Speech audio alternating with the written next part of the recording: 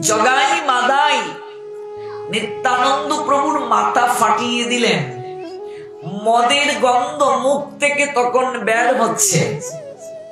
নিত্যানন্দ প্রভু আলিঙ্গন দিলেন। কখনো কি বলেছেন আগে মুখটা ধুয়ে আসো তারপর তোমায় আলিঙ্গন দেব? বলেননি। কারণ কি? কারণ হচ্ছে আশ্রয় করিয়া ভজে কৃষ্ণ তারে নাহি তেজে বাকি সব মরে অকারণ। আপনাকে আশ্রয় দিতে হবে, আপনাকে ভালোবাসা দিতে হবে। প্রীতি দিয়ে সকল কার্য করা যায়। আর সেই ভক্তি যুগের অনুষ্ঠান যদি অল্পও কেউ করে তার বিনাশ নাই। এটা আমার কথা নয়, ভগবানের কথা। দ্বিতীয় অধ্যায় সাংখ্য যুগের 40 নম্বর শ্লোক। তাই অজামিল বারবনিতার প্রেমে পড়ে সকল কিছু হারালো। ব্রাহ্মণীর যে কর্ম সেটি থেকেও সরে গেল। সেই অজামিলকে লুমস মুনি নারদের পরামর্শে কৃপা করার জন্য তার গৃহে অতিথি হয়েছিলেন। লুমস মুনি কেন তাকে বলে? এই মুনির সর্বাঙ্গে লুম গজিয়ে গিয়েছিল। দেহের এমন কোন জায়গা বাকি ছিল না যেখানে লুম হয় নাই, পশুর মতো লুম হয়ে গিয়েছিল। কেন জানো মা? বৈষ্ণব চরণে অপরাধ করার কারণে। বৈষ্ণবেতে হয় যদি ক্ষুদ্র অপরাধ, কোটি কোটি ভজনেতে পড়ে যায় বাদ। কেউ যদি সাধু চরণে বৈষ্ণব চরণে অপরাধ করে, সে যতই ভজন করুক না কেন, এই ভজন দ্বারা কখনো তার পরম প্রাপ্তি সম্ভব নয়। এজন্যই আমাদেরকে সাধু বৈষ্ণব চরণে অপরাধ থেকে দূরে থাকতে হবে। কোনো প্রয়োজন নেই অপরের নিন্দা করার। সে যা করছে সেটি ভগবান দেখবেন, আমার দেখার দায়িত্ব না। আমি কেবল অনুনয় করতে পারি, আমি কেবল নিবেদন জানাতে পারি। সেই নিবেদন করার পর সে যদি পরিবর্তন নিজেকে করতে চায় করবে, তার সৌভাগ্য। যদি না করে নিজের মাথা নিজে খাবে। আমার কথা নয়, মহাজন বলছেন, সংসারে মজিলি গৌরাঙ্গ ভুলিলি, না শুনিলি সাধুর কথা, ইহকাল পরকাল দুকাল খুয়াইলি, খাইলি আপন মাথা। হরি বল। সংসারে মজিলি আর গৌরাঙ্গ ভুলিলি, না শুনিলি সাধুর কথা। সাধুগণ এসে আমাদেরকে কি বলে যায়? মঙ্গলের কথা, পরিবর্তনের কথা। আমি পালন যদি করি আমার মঙ্গল হবে, না পালন করলে এটা আমার দুর্ভাগ্য। ইহকাল পরকাল দুকাল খুয়াইলি, খাইলি আপন মাথা। তাই বৈষ্ণব চরণে অপরাধ ভক্তির লতা শুকিয়ে দেয়, বীজ অঙ্কুরিত করে না। লোমস মুনি বৈষ্ণব চরণে অপরাধ করে তাহা মার্জনের জন্য নারদের কৃপায়, নারদের পরামর্শক্রমে অজামিলের গৃহে অতিথি হলেন। সাধু যদি কারো গৃহে আসে, গৃহে মঙ্গল হয়। সাধু যে গৃহে রাত যাপন করে, সেই গৃহের সকল পাপ বিনষ্ট হয়। অজামিল সেবা করলেন। লুমস মুনির শরীরের লোম সেটি বিনষ্ট হলো।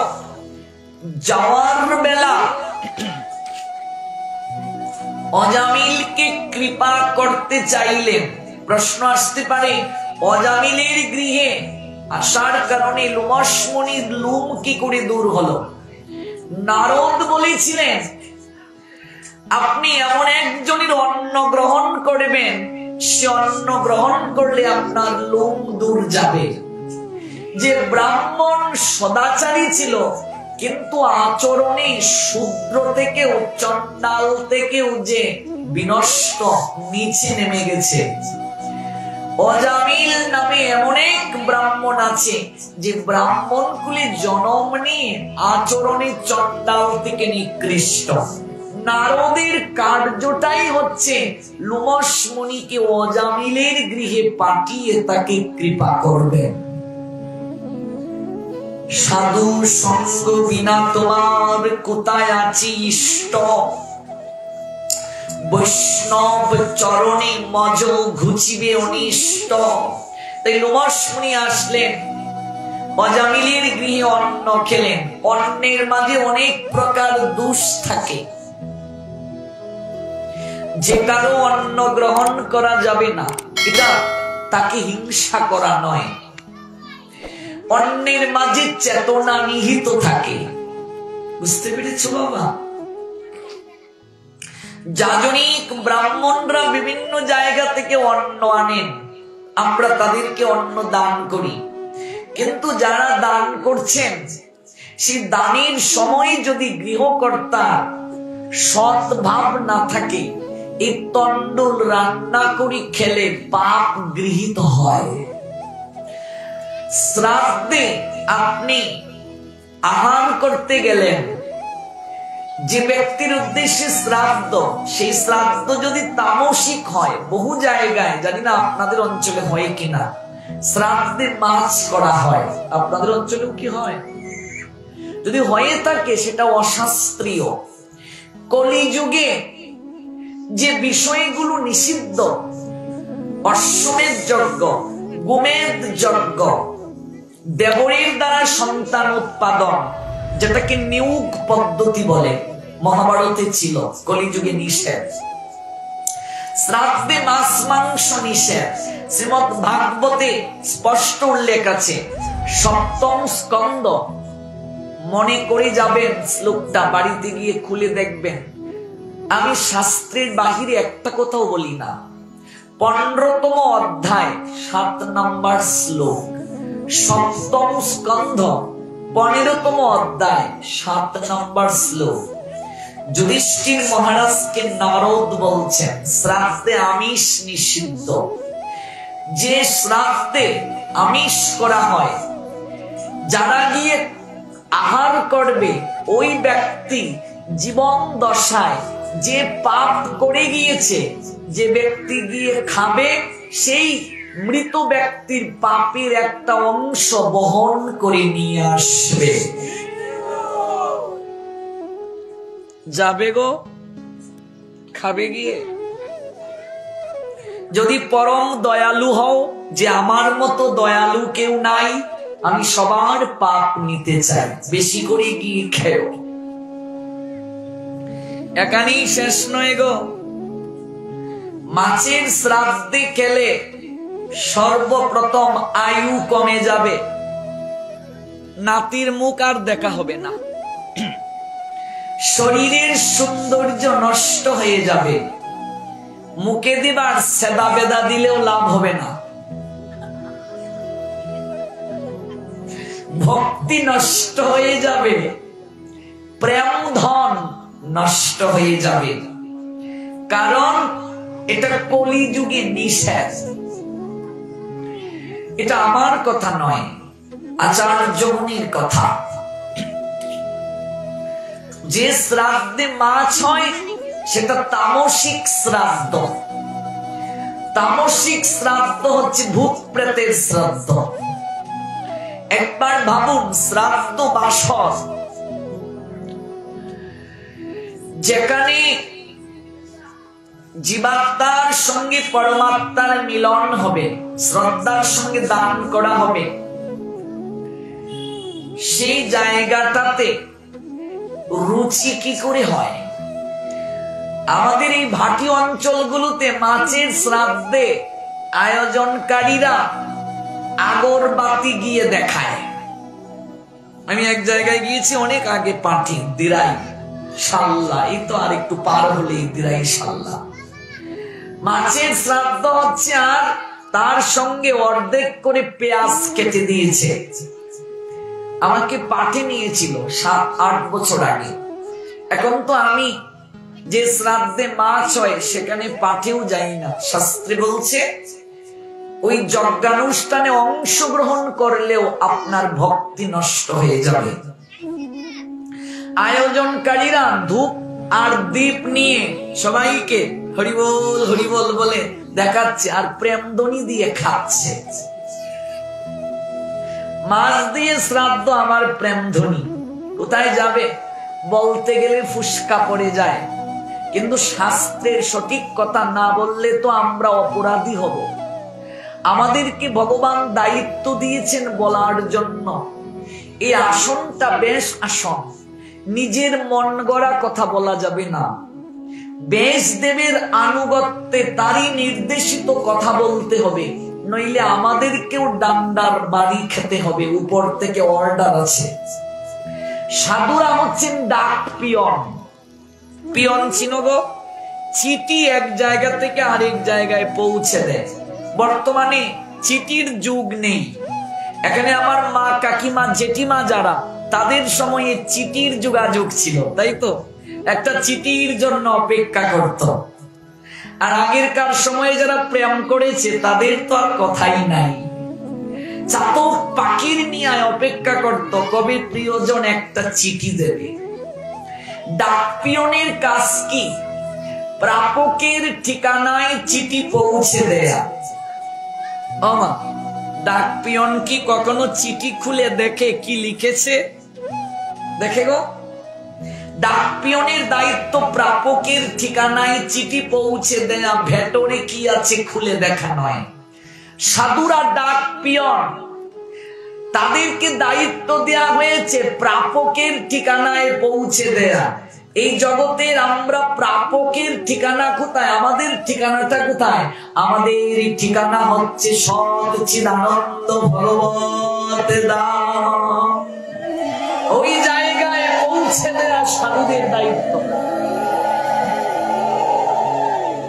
ওই জায়গার সন্ধান দেয়া সাধুদের দায়িত্ব। ওই জায়গায় কি করে যাবেন সেই পথটা দেখিয়ে দেওয়া সাধুদের দায়িত্ব। কাজেই চেষ্টা করবেন, শুধু বলছি না, করাই যাবে না।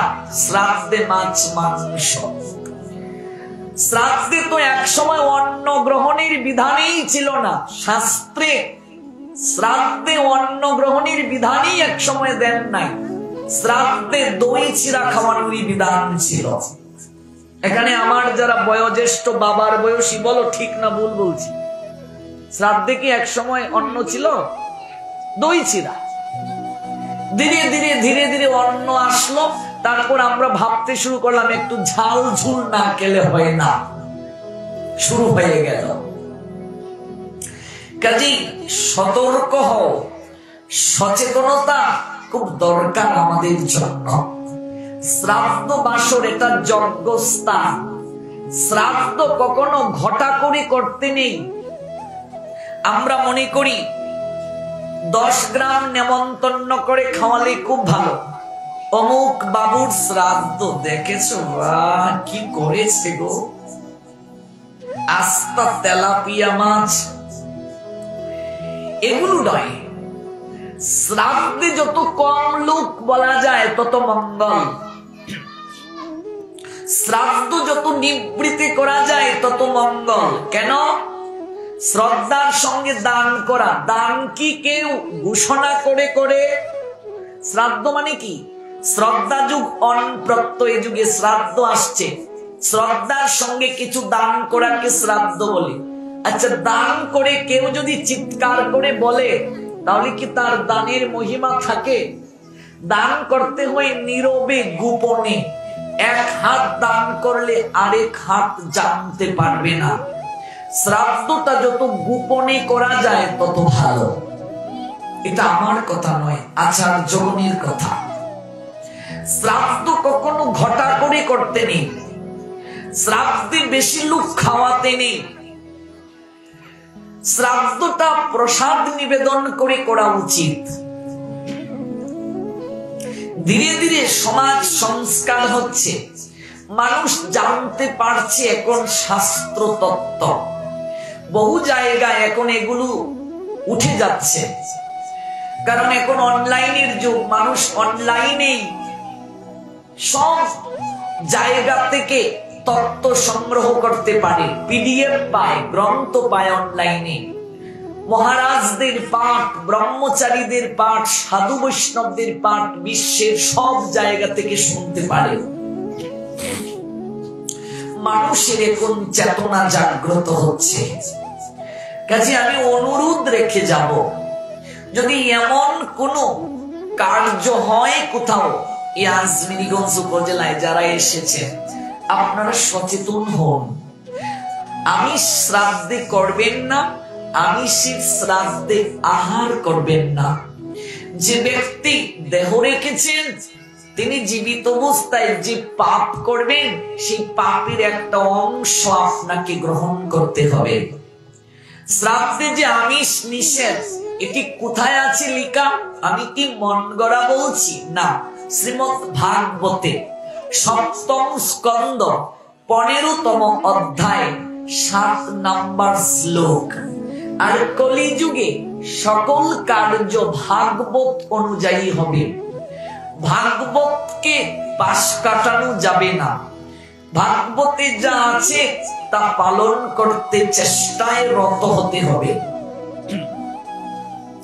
তাহলে দেখুন, সেই লোমশ মুনি অন্ন গ্রহণ করতে আসলেন, নারদই পাঠালেন তাকে। কেন পাঠানোর উদ্দেশ্য? অজামিলকে কৃপা করার জন্য। সেই লোমশ মুনি অজামিলের গৃহে অন্ন গ্রহণ করলেন। অন্ন গ্রহণ করে যখন চলে যাবেন, তখন লোমশ মুনি বলছেন, তোমার গৃহে রাত যাপন করলাম, তোমাকে তো একটা কৃপা করে যাওয়া দরকার। তোমার ছোট ছেলেটার অনেক মিষ্টি, দেখতেও খুবই অনিন্দময়, নাম কি রেখেছ গো? অজামিল বলছেন, এখনো তো মুনিবর কোন নামকরণ করিনি। আমি যদি তোমায় একটা নাম দেই, ছেলেটার ডাকবে কি? অজামিল বলছেন, এটা তো আমার পরম সৌভাগ্য। সাধুগণ কৃপা করার জন্য বিভিন্ন পন্থা অবলম্বন করেন। মহাপাপী অজামিল, তাকে যদি হঠাৎ করে এখন ভগবানের নাম নিতে বলা হয়, সে নেবে না, ভগবত কার্য করবে না। দেখবেন কেউ যদি ঔষধ খেতে না পারে, ডাক্তাররা বিভিন্ন প্রক্রিয়ায় তাকে ঔষধ সেবন করায় না, ভুল বলছি? মিষ্টির মাঝে মাখিয়ে কাউকে খাওয়ায়, ট্যাবলেট খেতে না পারলে তরল করে ভেতরে ঢুকিয়ে দেয়া হয়। মূল কথা, বিভিন্ন প্রক্রিয়ায় ঔষধটা সেবন করাতে হবে। লোমশ মুনি ভাবলেন, ওকে যদি কৃপা করতে হয় এইভাবে তো করা যাবে না। তাই বললেন, তোমার ছেলেটাকে যদি একটা নাম দিয়ে যাই। লোমশ মুনি দেখলেন অজামিলের সবচেয়ে বেশি দুর্বলতা তার ছেলেটার প্রতি, ছোট ছেলেটার প্রতি। তাই অজামিলকে বললেন, নাম দেব, কিন্তু তুমি ডাকবে তো, এটা তোমার সৌভাগ্য। তাহলে তোমার ছেলের নাম দিয়ে গেলাম আমি নারায়ণ। কোন প্রসঙ্গ থেকে গেলাম? নাম আভাস। নাম আভাসেও মুক্তি হয়। আমরা বর্তমানে আমাদের সন্তানদের নাম ভগবানের নামে রাখি না, শাস্ত্রীয় নাম রাখি না। শাস্ত্রীয় নাম রাখলে মঙ্গল হয়। আপনি আপনার ছেলের নাম রেখেছেন গোবিন্দ, আপনি যদি ভগবানকে নাও ডাকেন, ছেলেকে 24 ঘন্টায় কতবার ডাকবেন গো? এই গোবিন্দ, ঘুম থেকে উঠ। এই গোবিন্দ, এত বেলা হয়ে গেছে, উঠস না কেন? এই গোবিন্দ, বাথরুম অত লেট কেতা করো? এই গোবিন্দ, স্কুল কোন সময় যাইতে? এই গোবিন্দ, খেয়ে যা। ঠিকই ঠিক না? ডাকছো ছেলেকে, নামটা কার? ভগবানের, তাতেও তোমার মঙ্গল হয়ে যাবে। এর থেকে আর সহজ প্রক্রিয়া কি? এবার আমরা ভগবানের নাম না রেখে আমরা সন্তানের নাম রাখি এখন ডিজে। এক জায়গায় পাঠিয়ে গেলাম, মা তার ছেলের নাম রাখছে ডিজে। ডিজে কি নাম গো? আমি মা গো, তোমার ছেলের নাম ডিজে, ছেলে বড় ইয়া করবো কি যে? ছেলের নাম ডিজে। কি কাহিনী! কেউ আর এখন শাস্ত্র ফলো করে না। এক জায়গায় গেলাম পাঠে,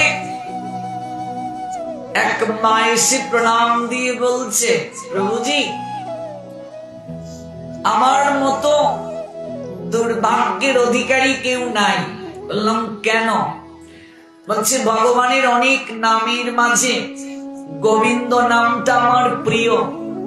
বিয়ের আগে সবসময় আমি প্রণাম দিয়ে বলতাম গোবিন্দ, সব তোমার, না বলা কথা জানাতাম, কিন্তু এখন আর ডাকতে পারি না। বললাম কেন? বলছে আমার স্বামীর নাম গোবিন্দ। তাতে হয়েছে কি?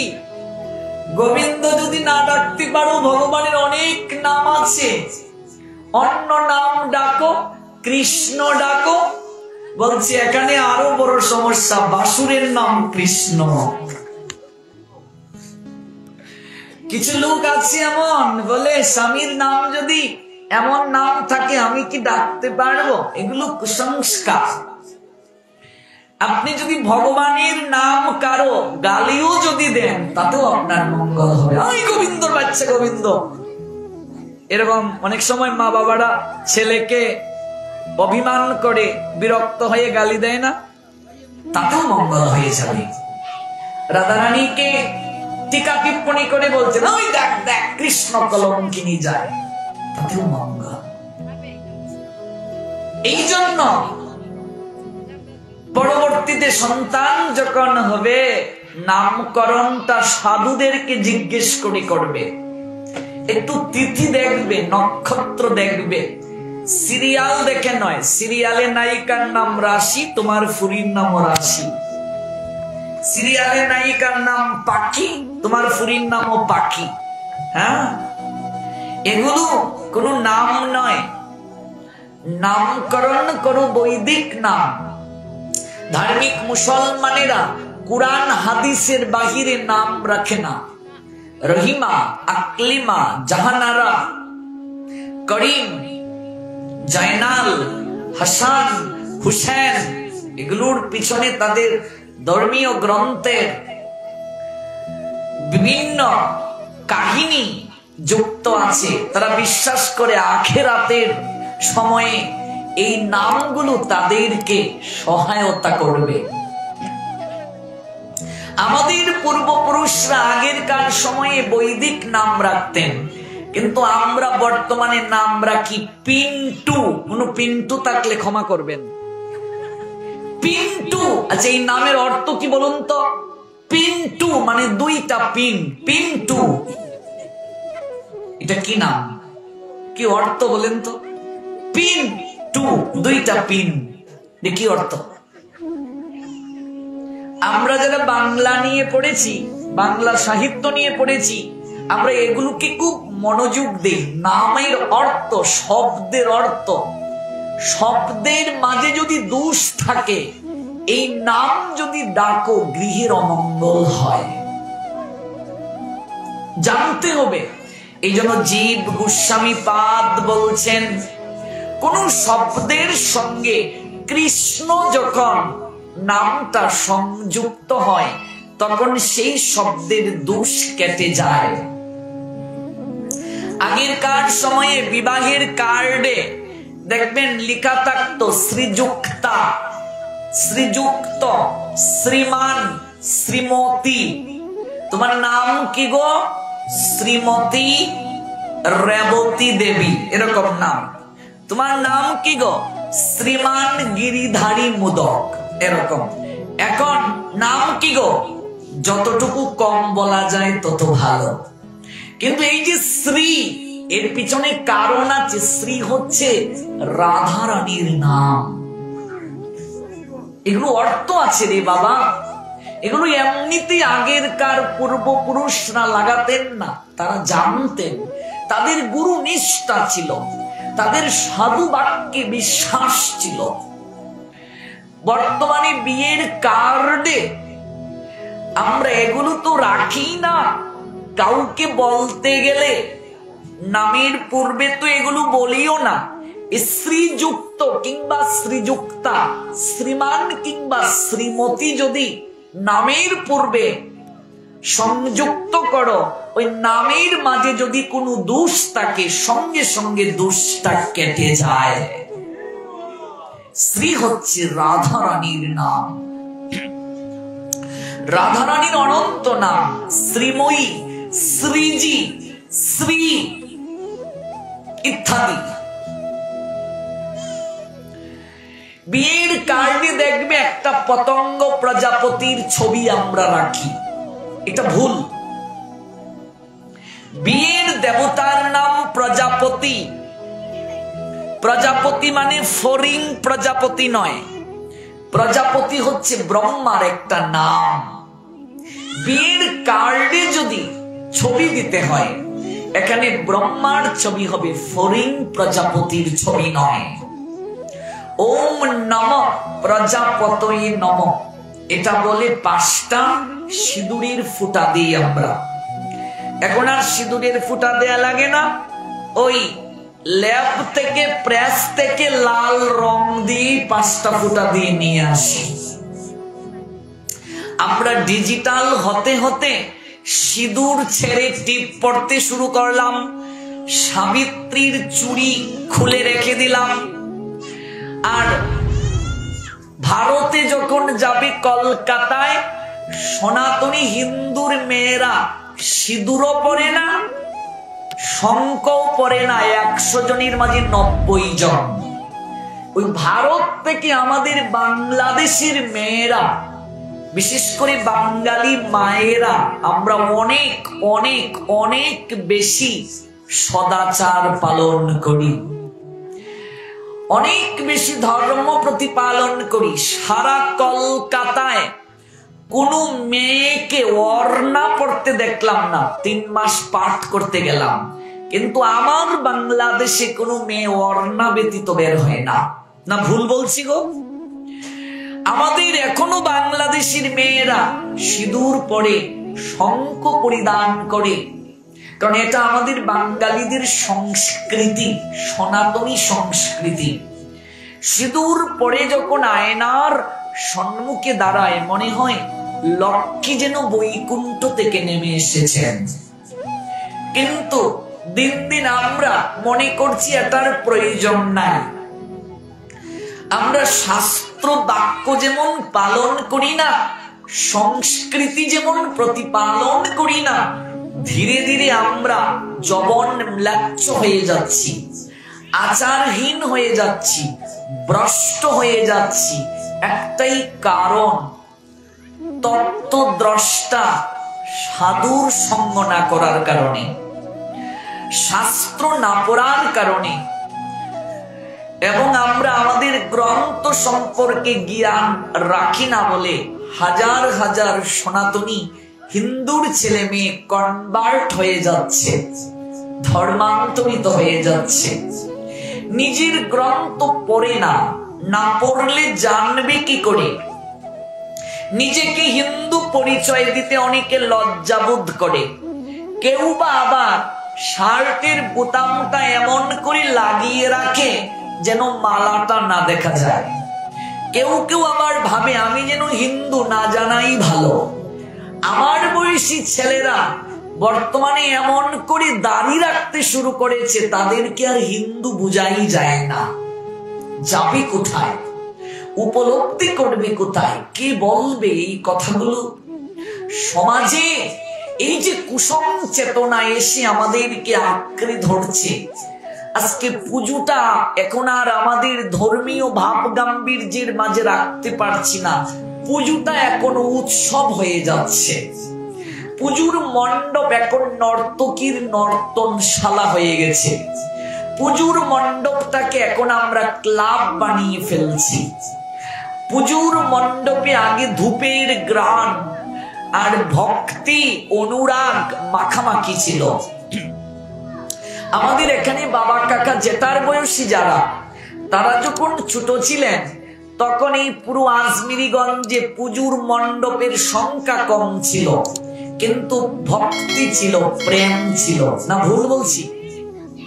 নাম কীর্তনের আসর কম ছিল, মানুষ 10 গ্রাম হেঁটে 1 গ্রামে গিয়ে কীর্তন শুনত, কিন্তু প্রেম ছিল, ভক্তি ছিল। কলা পাতার মাঝে আমরা প্রসাদ পেয়েছি ছোটবেলা, পদ্ম পাতায় প্রসাদ পেয়েছি, কলার খুলে প্রসাদ পেয়েছি। তারপর আমরা বিভিন্ন সমিতি ক্লাব থেকে সিলভারের থালায় প্রসাদ পেয়েছি, তারপর স্টিলের থালায়। যেদিন থেকে ওয়ান টাইম শুরু হলো, সম্পর্ক আর উৎসব অনুষ্ঠান ওয়ান টাইম হয়ে গেল। না ভুল বলছি? খেয়ে ফেলে দাও, উৎসবটাও এমন হয়ে গেল। না ভুল বলছি বাবা? যেদিন থেকে ওয়ান টাইম দখল করলো আমাদের সমাজকে, সকল কিছুই ওয়ান টাইম হয়ে গেল।